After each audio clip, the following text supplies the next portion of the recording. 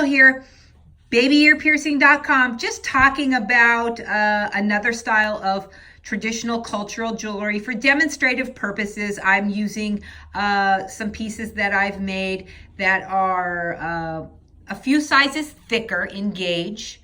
These are 18 gauge. The cultural style, traditional style is usually a 22 gauge made of 22 or 24 karat yellow gold. It is called golden thread, folks. And what happens is the earring hoop style is bent like so. The end is usually sharpened. The piercing is done with the end of the wire thread jewelry. It is then opened.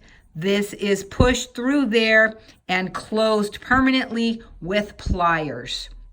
So it works well as a very, very secure style. And as you'll see here, it is the secure style, all wrapped nicely.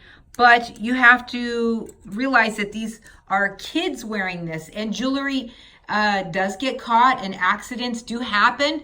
And what I'm saying is I've seen plenty of kids come through with these hanging off the edge of their ear. So A, because it's thin, it tears through the ear easily. B, because it doesn't disengage.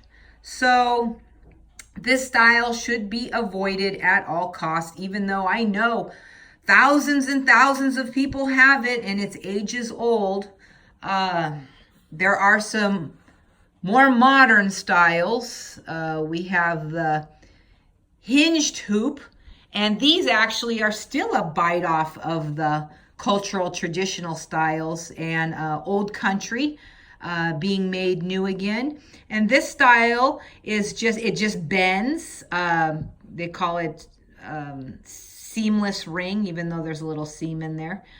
Some people call them segment rings, but that's usually where the segment, a piece of the jewelry, is removed. We have a little bit of language conflicts here of calling things of what they are. The old name, what these used to be called, is a closed butt style. So that was their old name.